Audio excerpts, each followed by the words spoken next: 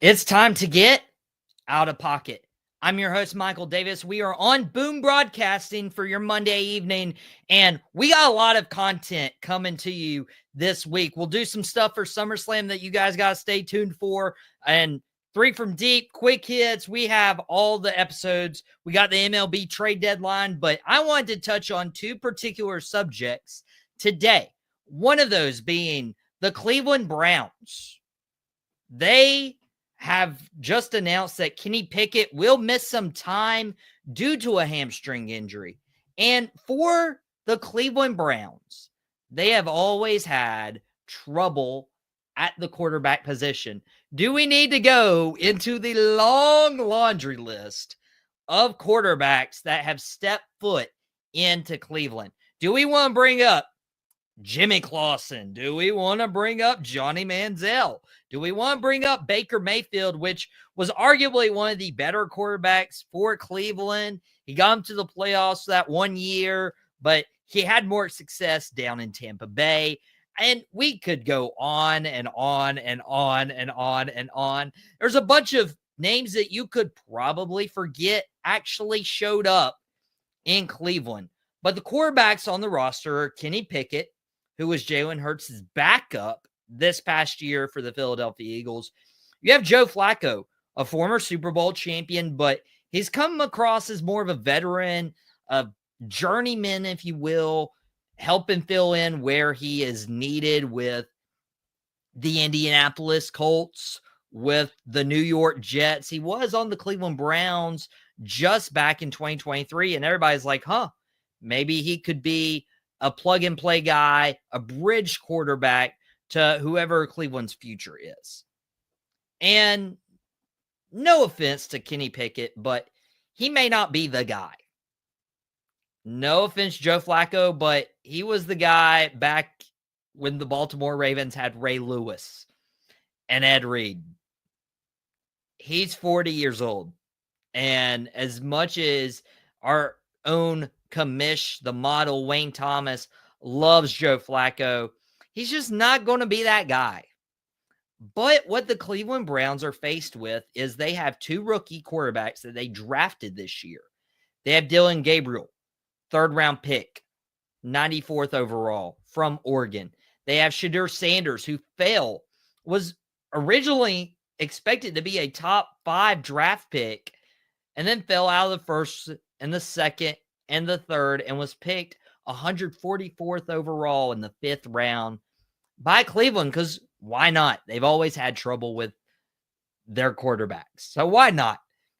First things first, I don't believe that Dylan Gabriel should have been picked higher than Shadur Sanders, but Shadur and some of his off-field antics have honestly made him proven what everybody else thought he was: immature, irresponsible, and you do not want those qualities in a quarterback. When your leadership is questioned, you don't go out and speed an outrageous amount before you ever take a snap in the NFL, especially when you're working against dropping all the way to the 5th round. But for the Cleveland Browns, who are just kind of there, they've obviously invested on their defensive side. I mean, when you have Myles Garrett, you have Mason Graham with their 1st-round selection, Malik Collins, very serviceable, former Dallas Cowboy on the interior defensive line. I love Schlesinger, the rookie linebacker. I love Denzel Ward, Grant Delpit, Greg Newsome. I mean, they have some dudes on defense. But then you look at offensively. I mean, you have Jerry Jeudy. You know, he's a really good wide receiver that can make any of these quarterbacks look good on any single day. Jerome Ford slated to potentially be the starting running back. You also have the rookie Quinshon Judkins. Judkins also getting in trouble legally. So you don't know exactly where that's going to land. But looking at next year's class in the NFL draft, you obviously have Arch Manning, but you have a slew you have a slew of quarterbacks at your disposal. Okay? Because you not only have Arch Manning, but you have Kate Klubnik from Clemson. You have the opportunity to take the LSU quarterback, Garrett Nussmeier. I mean, there are going to be dudes, Lenore Sellers. Let's see if he thrives in South Carolina. I know we have several Gamecock fans who watch Boom Broadcasting. You have all these guys who you could take at the top of the next year's draft that look a lot better than this year's prospects.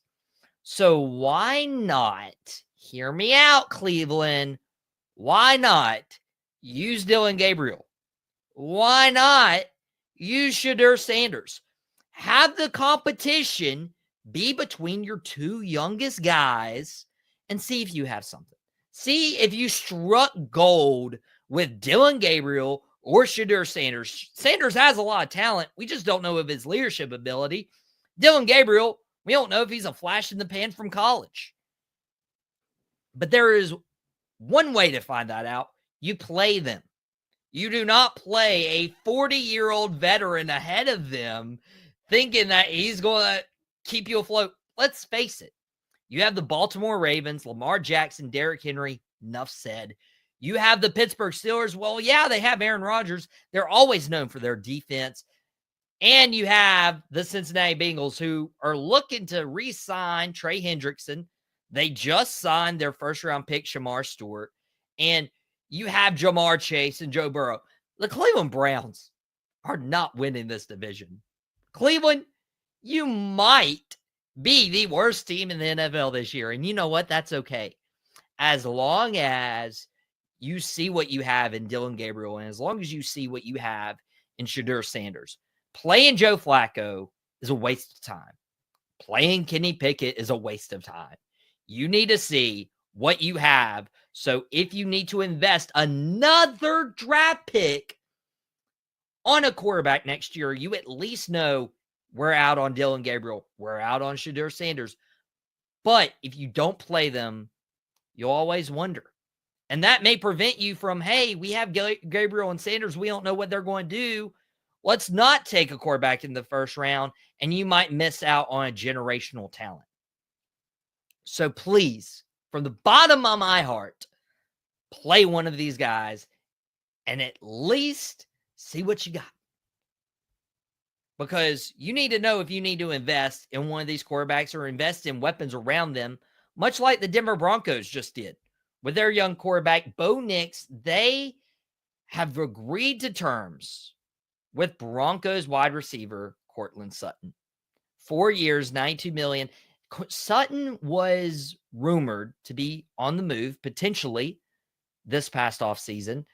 Dallas was inquiring about Courtland Sutton and potentially trading for him during the NFL draft time period. And I thought that would have been great. Obviously, Dallas forgoes that, and they instead go and acquire George Pickens from the Pittsburgh Steelers. But Courtland Sutton is such a good move for the Denver Broncos, and I'll tell you why. You have to invest in Bo Nix. This team was one of the best defenses in the entire NFL last year. Okay? You have Bo Nix, who has Sean Payton as his head coach, who is drawing comparisons to Drew Brees, who helped win Sean Payton the Super Bowl back around the Hurricane Katrina rebuild.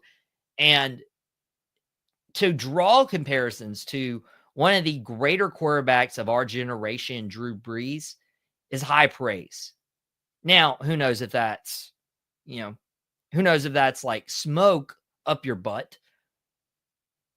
However, that means that Bo Nix is thought of very highly in Denver.